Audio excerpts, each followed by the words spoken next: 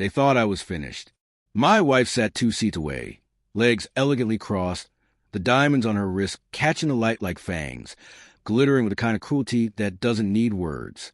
My brother leaned back in his chair with that familiar smug tilt to his chin, already scheming how to double the $10 million our parents had just handed him like it was his birthright.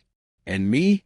I was still standing in front of the mahogany casket, silent, invisible, staring at the wood grain that now held my grandfather.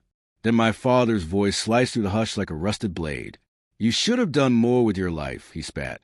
"You're not entitled to a damn thing." My mother didn't even glance at me. She just gave a slight nod of agreement, her mouth tight, eyes colder than frost. "Go earn your own," she said, as if I were a stranger begging at the door. I didn't flinch, didn't speak. But I heard the low chuckle from my wife, Claire, soft behind the rim of her wine glass. "Guess useless stays useless," she whispered, just loud enough for me to hear. And that's when the lawyer coughed. He was old, pale, and quiet, the kind of man who drifted through rooms unnoticed until the moment he chose to speak. When he rose from his chair, he held a yellowed envelope sealed with wax pressed from my grandfather's ring. "I've been instructed," he said slowly, his voice steady and ancient, "to read this letter only after the will had been executed, and only in the presence of Daniel." Every head turned toward me, and just like that, the balance in the room shifted. I used to believe in family, in love, in loyalty. When I married Claire, I was just launching my tech startup, raw, ambitious, fragile. She told me she believed in me. She said she'd build it with me. Adam, my older brother, was already a Wall Street shark by then. My parents adored him. They said I was too soft, too lost in dreams. But I worked. 10 years of coding through night, pouring sweat and silence into servers and systems, while Claire used those years to build a lifestyle on the back of my sacrifice. My parents ignored me. My brother mocked me. Still, I pressed on, until the night I came home and heard her whispering to Adam over the phone, laughing in the kitchen. She thought I was asleep. "He's a placeholder," she said, her voice so casual it burned. "Let the fool build it, then we'll take it." That night, I didn't sleep. I didn't rage. I didn't confront. I watched. I waited. And I learned. I began recording phone calls, combing through old texts, digging through files. I hired a private investigator, one of the best. He found everything.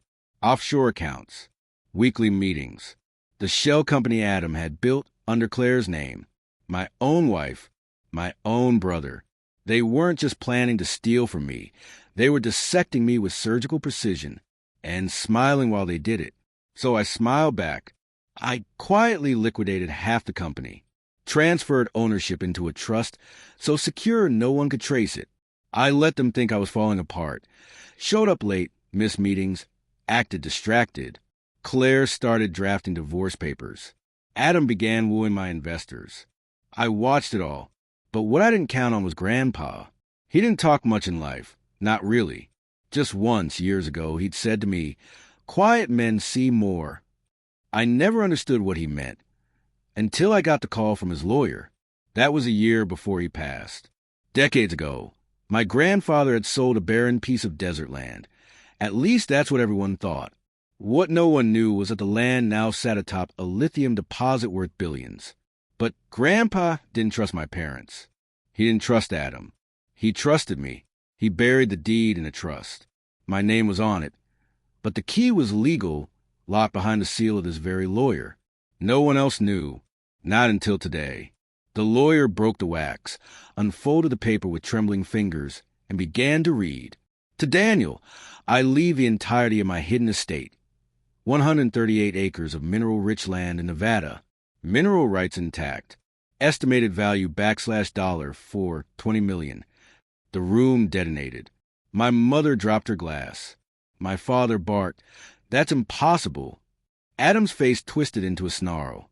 Claire went pale, her skin gray beneath the diamonds. But the lawyer wasn't finished. "Furthermore," he continued, "I have left instructions to transfer controlling interest in the Daniel Trust, containing said land, mineral rights, and shares of the family foundation, to Daniel upon my death." Silence fell like an axe. Then chaos. "You son of a—" Adam lunged, his voice red with fury. You manipulated him. Claire shrieked. You're lying. That land's not real. You're nothing. I looked at her. Just looked. Calm. Then I pulled out my phone. I was nothing, I said quietly, until you made me something. I tapped play. Her voice filled the air. Let the fool build it. Then we'll take it. I let it play to the end. Then I reached into my coat and pulled out the divorce papers Claire had drawn up, signed and dated before our anniversary. I slid them across the table. Already filed, I said. You get nothing. She froze. I own nothing in my name, I continued. Everything's protected. You can sue, but you'll never touch a cent. Adam lunged again, eyes wide with rage. I'll ruin you.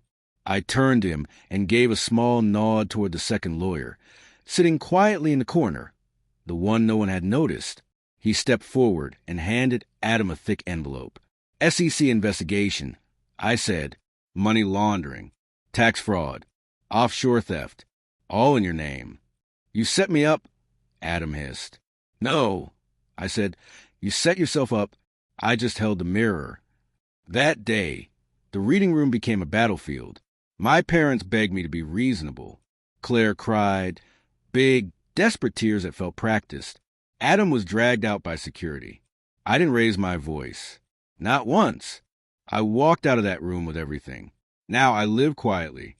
I rebuilt the company under a new name, with a new purpose. I hired people who believed in the work, not the wealth. I fund scholarships in my grandfather's name. I haven't spoken to my parents since. They send letters. I don't open them. Claire tried to come back, said she missed the real me. I told her the real me died the night I heard her laughing with my brother. Adam, from what I hear, is still tangled in courtrooms, still denying everything. But the evidence is sealed, stamped, ironclad. They thought I was weak. They thought I was blind. But I learned how to wait, how to watch. They drew the knife. I buried it. I'm not bitter. I'm not angry. I'm free. And now, when I look in the mirror, I finally see a man they never wanted me to become, powerful, patient, and done pretending to be anything less.